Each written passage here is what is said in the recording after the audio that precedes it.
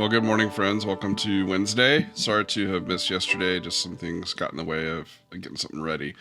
Uh, we've been having a great time in the braiding sweetgrass class that we're doing at St. Thomas. That is looking at the book by the same titled, called by Robin Wall Kimmerer. It's a book about living in the environment and sort of ecological attention, paying attention to the ecology and learning from it and seeing different stuff like that. We had this great class last night about this chapter where the students were out in a swampy sort of grassland, and they were learning about cattails and all kinds of different stuff. And it was what was really wonderful is hearing all of the people that were in the group sharing about their experience with cattails. If you don't know what that is, they look like cattails or a plant that grows in wetlands.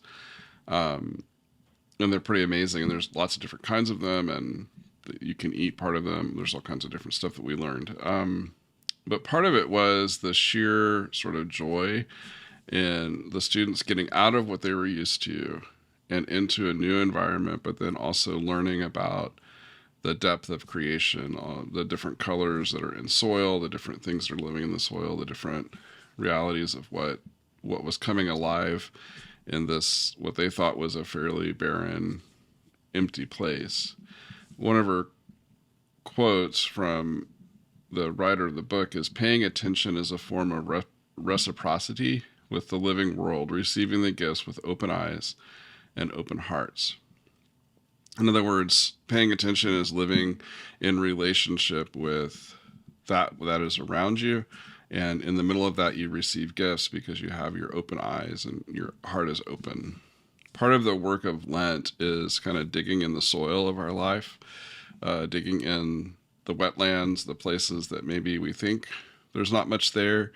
But sometimes when we are willing to do that work, we might discover new things about ourselves, or also we live in that relationship with maybe things we don't want to deal with or things we've avoided, and might find new gifts that we can discover or didn't know were there.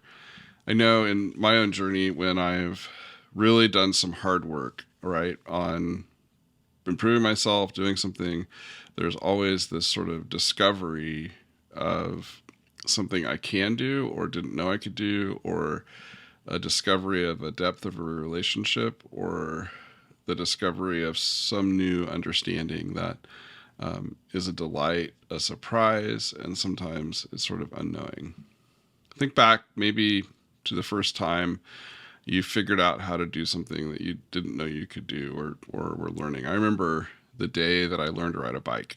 So I was out, my brother was helping me, and I just had a hard time kind of figuring it out. I'm sure I didn't have any harder time than any other kid, but I had a banana bike, so it was one of those banana seats, and my bike had curved handlebars that went like that, and it was kind of a challenge to do it. And I remember Rusty running behind me, and I made sure I was making sure, so you got to hold on, or I'll fall. And what I didn't know is he had let go a long ways back and actually wasn't helping me. And I had been riding for like a block and a half by myself, and he finally said, "Hey, look back." And of course I looked back, and he's not there, and it freaked me out. But I figured out that I could ride the bike, right? And that kind of opened up a whole new part of my life in a whole new way. And then as soon as I figured that I could do it, then I could suddenly do it a whole lot, where before it had always been a challenge. I think sometimes figuring out these spiritual gifts, figuring out the work that we're doing, diving into those hard things is just like the students in the Braiding Sweetgrass book, where they're digging in and suddenly they're discovering these roots, and they're discovering these animals that live in the marsh, or they're discovering the vivid colors that they had no idea were there, or like discovering something we can do for the first time that we've never thought we could. It opens up a whole new world to us. And so maybe think a little bit about how paying attention, in other words, living into these realities, might be a way that we have that relationship with the living world around us, with our neighbors, with our friends, with our God. And what gifts are we receiving in the midst of that? And how is that impacting us? Hope you have a great day. God bless, and we'll see you soon.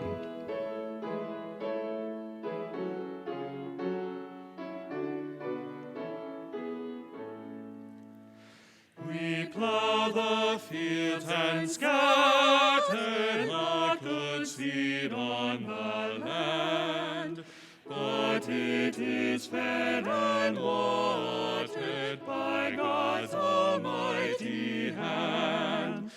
He sends the snow in winter, the warmth to swell the grain, the breezes and the sunshine and soft refreshing rain. All good gifts around us are sent from heaven above.